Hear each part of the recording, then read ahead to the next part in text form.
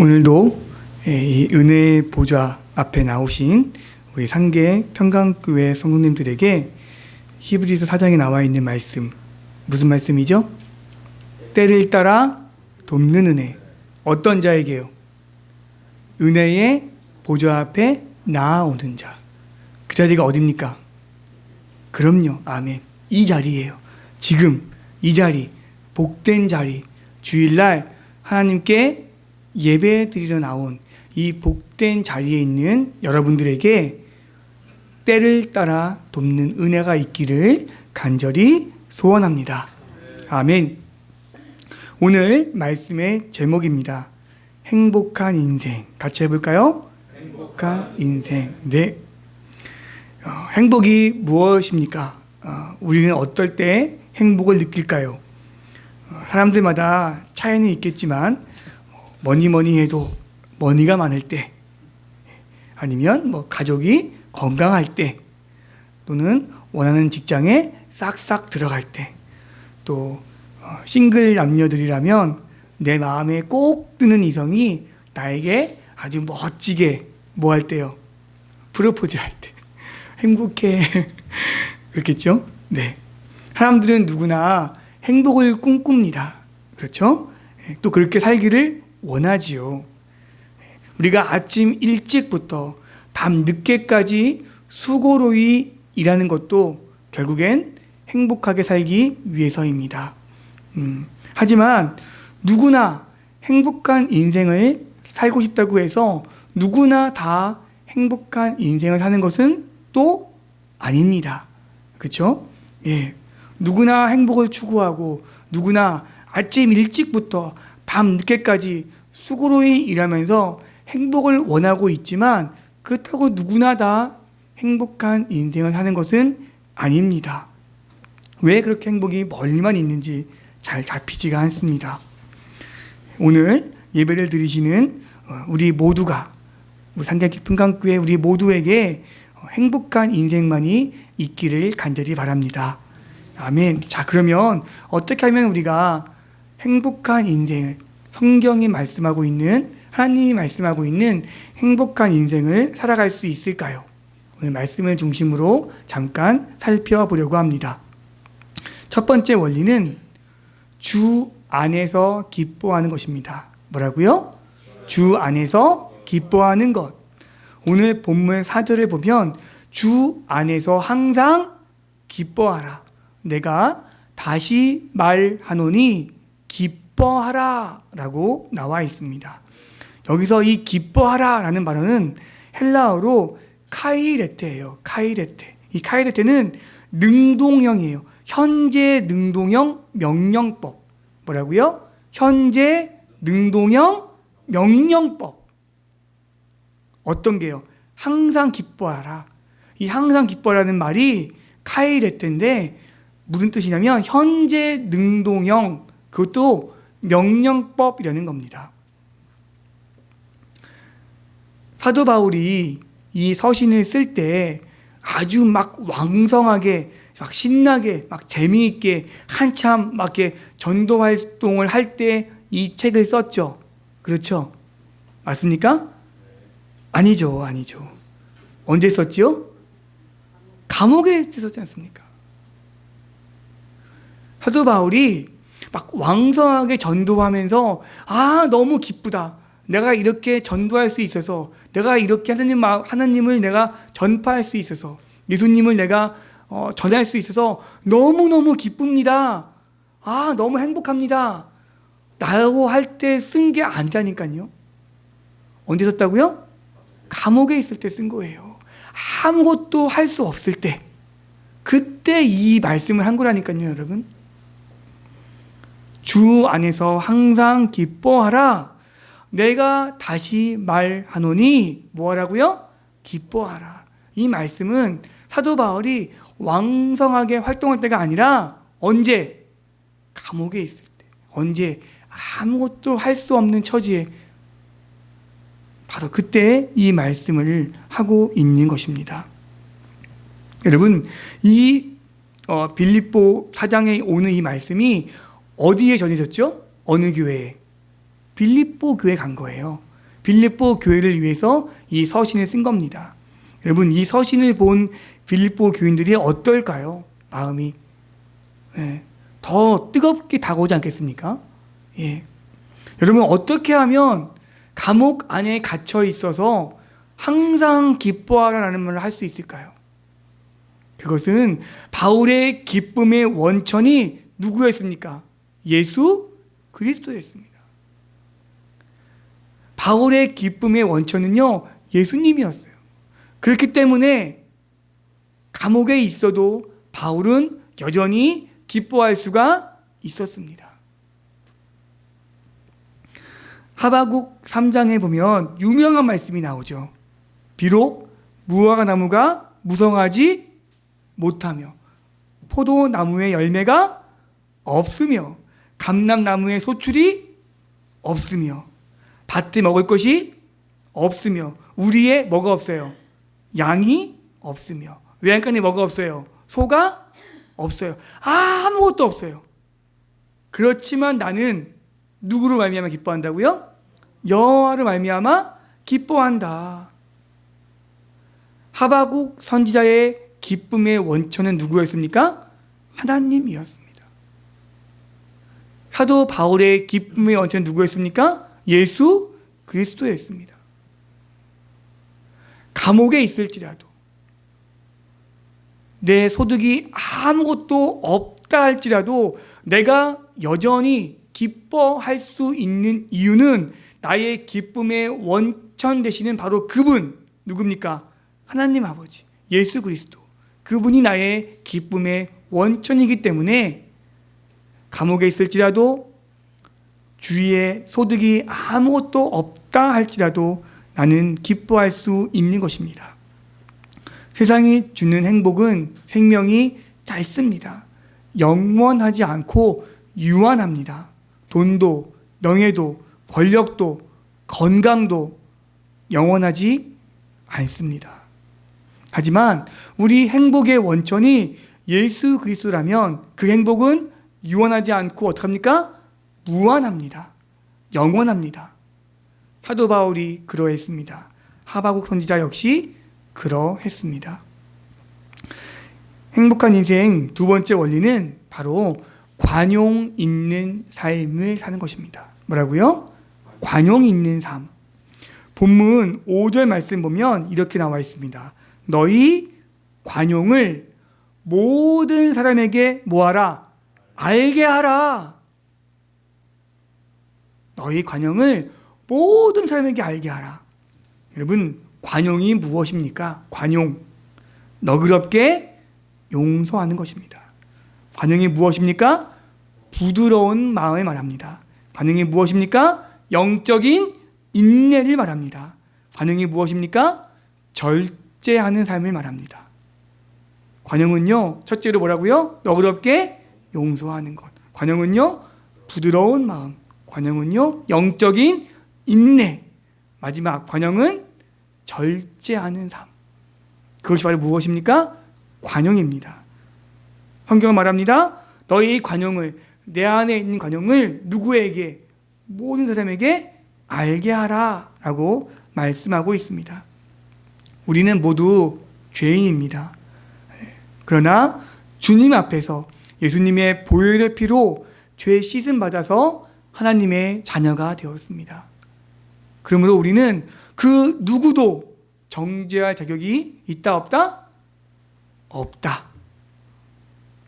어느 부흥 강사 목사님께서 부흥회를 인도하시는 거예요. 부흥회. 한참 부흥회 인도하시다가 용서에 대해서 말씀하시는 거예요. 여러분, 우리는 모두 용서해야 합니다. 우리 다 미워하는 사람 있지 않습니까? 네, 있지요. 만약에 여러분들 가운데 나는 미워하는 사람이 한 명도 없다. 손 들어보세요. 네. 그랬더니 어느 할아버지가 손을 번쩍 드는 거예요. 깜짝 놀랐어요. 당연히 아무도 안 들 줄 알았는데, 이상하다. 할아버지는 미워하는 사람 정말 한 명도 없습니까? 물었더니 뭐라 그랬을까요? 할아버지가 뭐라 그랬을까요? 많았지. 나도 미워하는 사람 엄청 많았어. 근데 다 죽었어. 이젠 나는 미워하는 사람 없어. 여러분, 우리가 사람들 때문에 상처받고, 저 사람 정말 미워.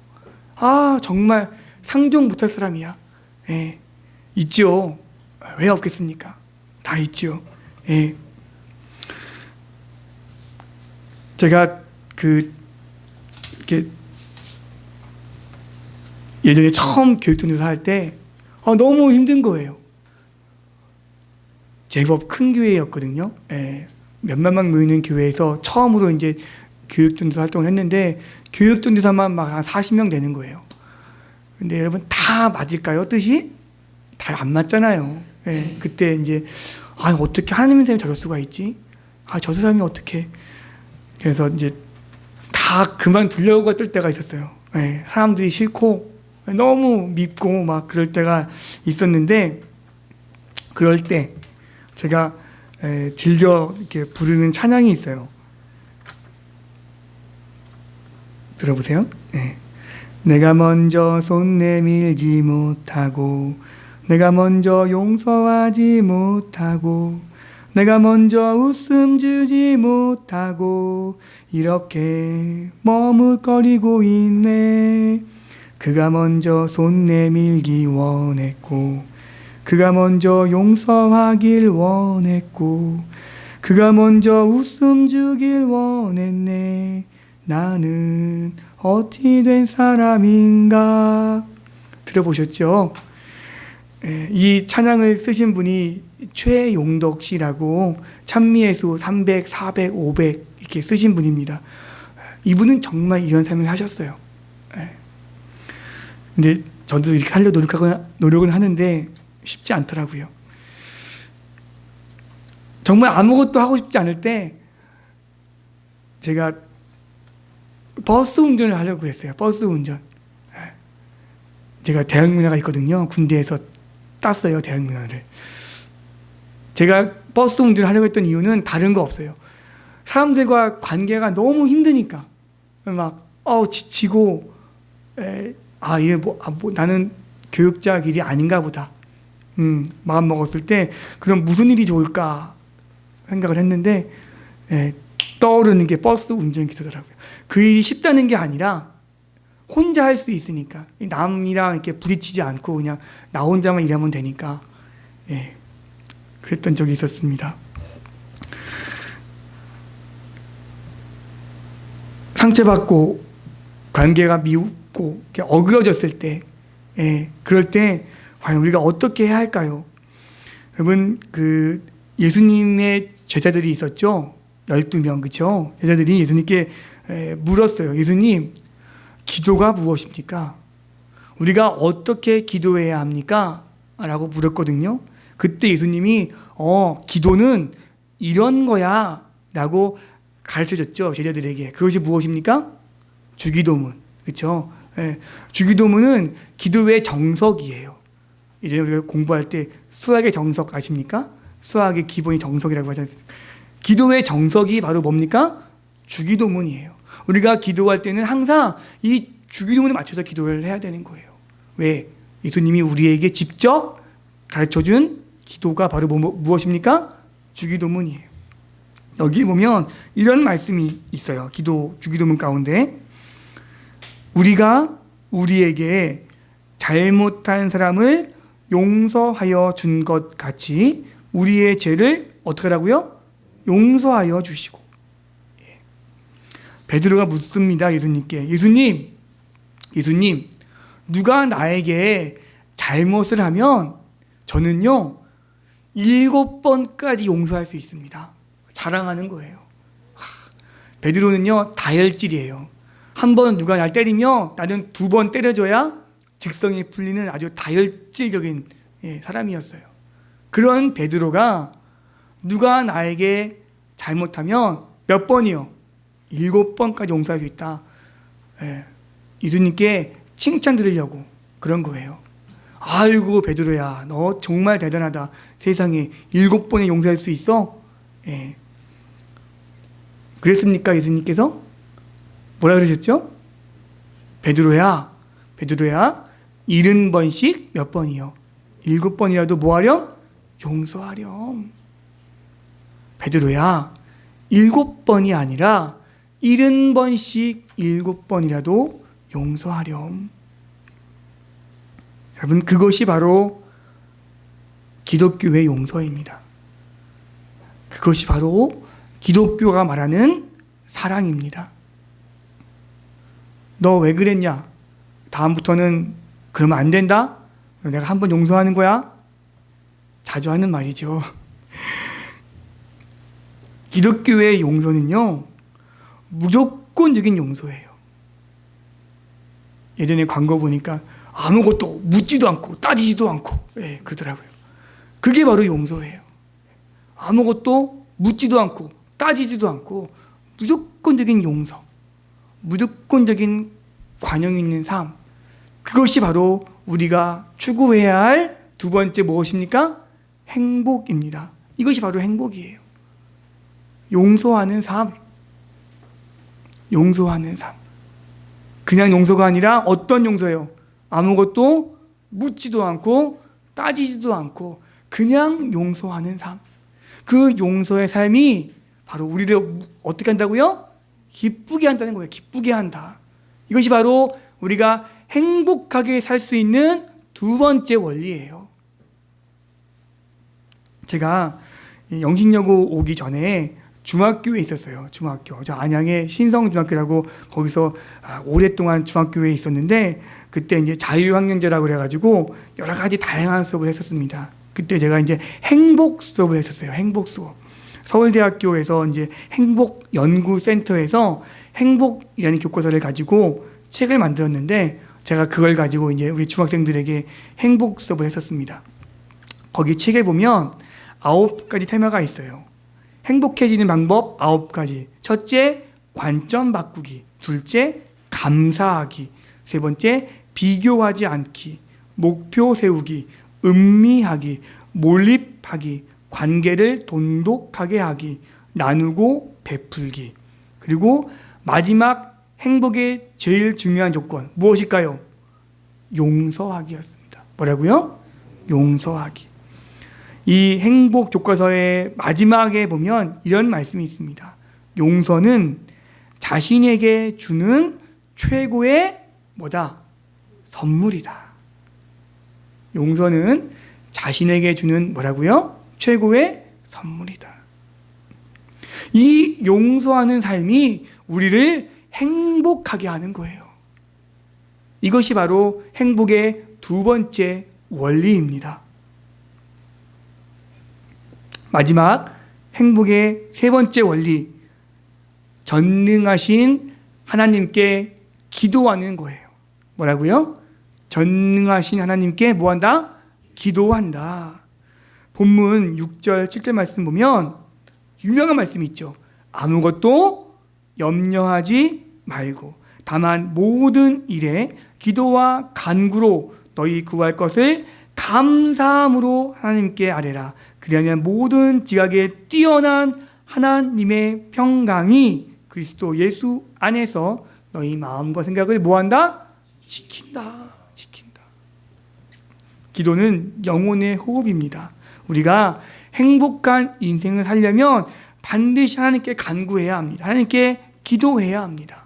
그래야 우리가 행복해질 수 있는 거예요. 기도하지 않는 사람은요, 행복할 수 없어요. 기도하는 자만이 뭐 할 수 있다? 행복할 수 있다. 여러분, 다른 종교에서도 기도하지 않습니까?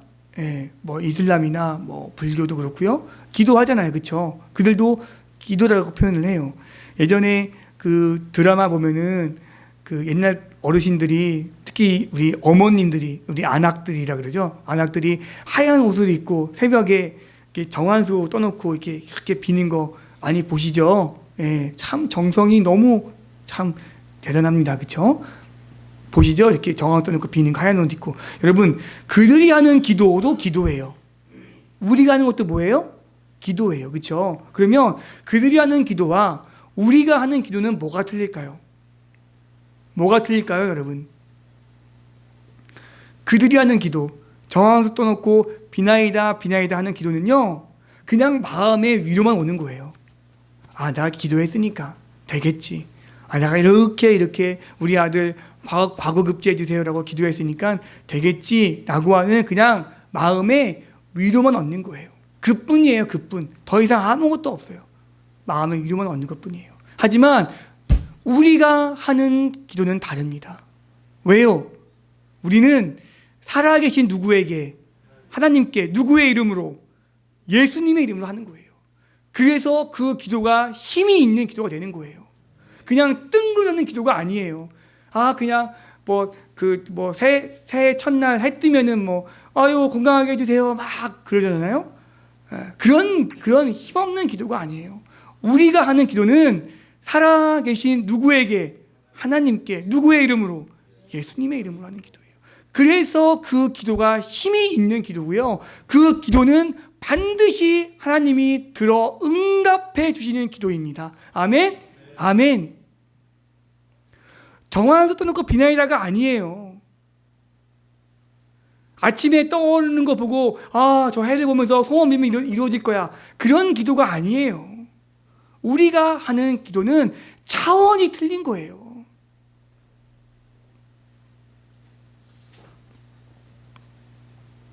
하나님은요, 우리가 하는 작은 신임에도 응답해 주시는 분입니다. 아멘? 아멘. 나의 작은 신음에도 뭐 한다고요? 응답하시니. 얼마나 좋으신 분입니까? 행여 우리가 너무 지쳐 힘이 없을 때 아이고 하나님 저 좀 도와주세요. 그냥 혼자 이렇게 하는 그 기도도 하나님은 뭐 한다고요? 다 들어주시는 분이에요.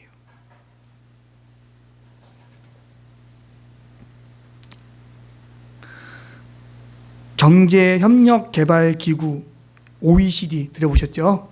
OECD에서 창립 50주년을 맞이해서 그 회원국 34개국 가운데 행복지수 조사를 했답니다. 행복지수를 조사를 했는데 우리나라가 34나라 가운데 26위였대요. 별로 행복하지 않은 나라 같아요.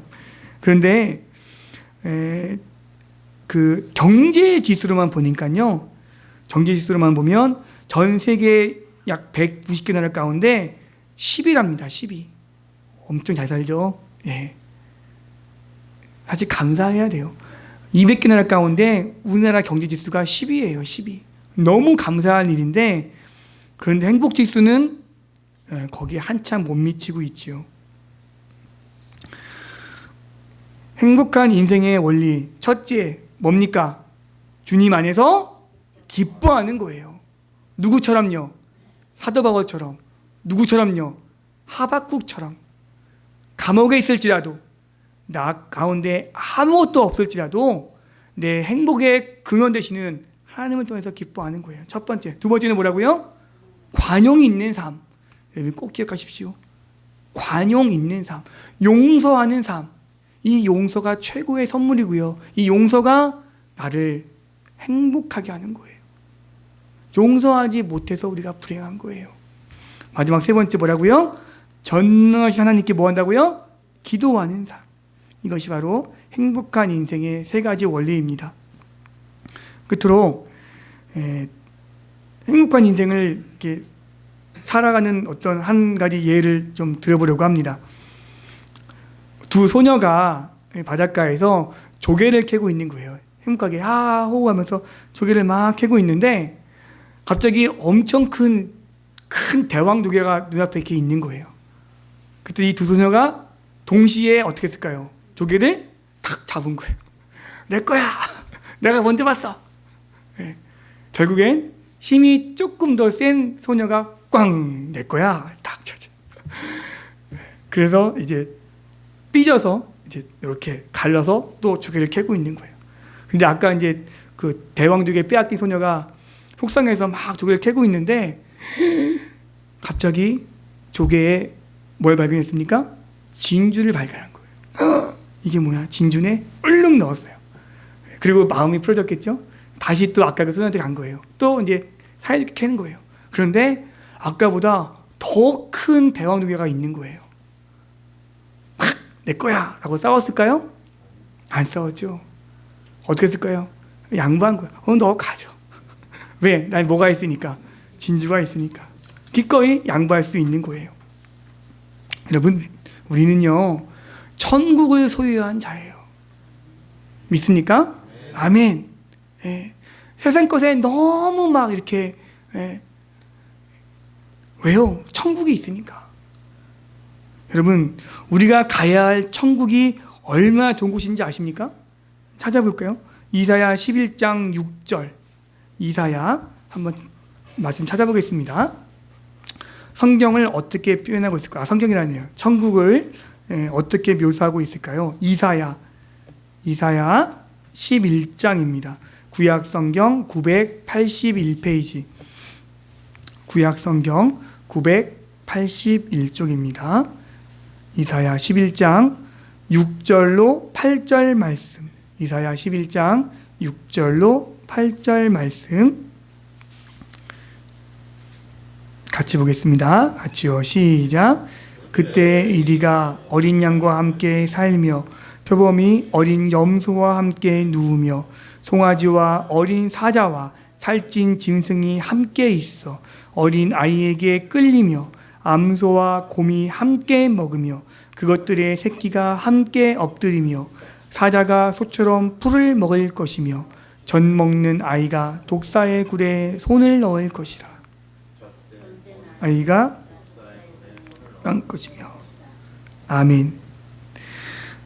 여러분, 완전히 그 동화책이나 디즈니 영화에 나올 법한 이야기 아닙니까? 예. 독사굴에 어린이가 손 놓고 장난쳐도 뭐합니까? 물지 않는. 그럼 물지 않는데 물어도 뭐 괜찮은 거예요. 해가 없는 거예요. 그게 바로 영원한 천국을 묘사하고 있는 거예요. 예. 무슨 동화나 무슨 디즈니 이런 세상이 아니에요. 우리가 앞으로 가야 할 어디 가요? 천국에 그런 곳이라는 거예요. 요한계시록에 보면 더 자세히 나와 있습니다. 우리 또 한번 찾아보겠습니다. 요한계시록 21장. 요한계시록 21장. 성경 맨 마지막 장이죠. 성경은요, 참고로 모든 것은 다 이루어졌어요. 근데 앞으로 예언될 책이 있는데 바로 그것이 무엇입니까? 요한계시록이에요. 성경 66권 가운데 65권은 다 이제 말씀을 이루어졌고요. 앞으로 이루어질, 우리가 앞으로 가야 할 그 이루어질 내용이 어디에 있습니까? 요한계시록에 있는 거예요. 요한계시록 21장 21절입니다. 422페이지 신약성경 같이 보겠습니다. 시작. 그 12문은 12진주니 각 문마다 한 개의 진주로 되어 있고 성의 길은 맑은 유리 같은 정금이더라. 아멘. 네. 제가 또 한 절 보면요. 22장 5절에 보면 이런 말씀이 있습니다. 다시 밤이 없겠고 등불과 햇빛이 쓸데없으니 이는 주 하나님이 그들에게 뭐한다? 빛이신다. 생명의 원천이 과학적으로 보면 무엇입니까? 햇빛이잖아요. 햇빛. 그렇죠? 그런데 천국은 햇빛이 필요가 없는 곳이라고 나와 있습니다. 왜요? 하나님이 우리 가운데 빛이기 때문에 그런 거예요. 우리는 천국을 소유한 자입니다. 이것만으로도 우리는 이미 충분히 뭐 할 수 있다? 기뻐할 수 있습니다. 충분히 감사할 수 있는 삶을 살 수가 있는 것입니다. 오늘 예배 가운데 함께하는 상계 평강교회 성도 여러분, 오늘 말씀의 제목이 무엇입니까? 무엇이죠? 행복한 인생. 행복한 인생을 사시기 바랍니다. 아멘. 첫 번째가 뭐라고요? 첫 번째가 뭡니까? 기뻐하라. 누구 안에서? 주님 안에서. 두 번째, 관용 있는 삶. 특별히 무슨 삶이요? 용서하는 삶. 여러분, 용서가 최고의 선물입니다. 나를 향한. 그럴 때 우리는 행복한 삶을 살 수 있는 거예요. 마지막, 하나님께 기도하는 삶. 그리고 우리는 어떤 자다? 천국을 소유한 자다. 잊지 마시기 바랍니다. 기도하겠습니다.